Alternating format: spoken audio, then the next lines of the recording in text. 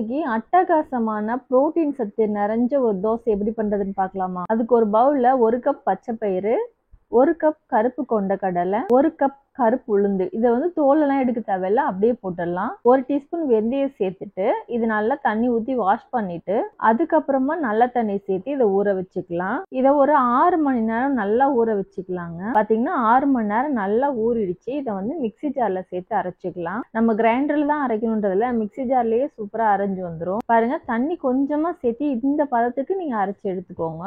இதை ஒரு பவுல்ல மாத்திடலாம். நான் எல்லாத்தையுமே அரைச்சிட்டேன். இதுக்கு தேவையான அளவுக்கு உப்பு சேர்த்து இதை நல்லா கரைச்சி வச்சிடலாம். இந்த மாவு பாத்தீங்கன்னா நம்ம புளிக்க வைக்க கூடாது. புளிக்க வச்சோம்னா இதுல இருக்கக்கூடிய சத்தெல்லாம் போயிடும். உங்களுக்கு எந்த அளவுக்கு மாவு வேணுமோ அதை மட்டும் கொஞ்சமா ஒரு பவுல்ல எடுத்துட்டு நீங்க தோசை ஊத்த ஆரம்பிச்சு. இது ரொம்ப மெலிசாலாம் ஊத்த முடியாது, கொஞ்சம் திக்கா தான் வரும்.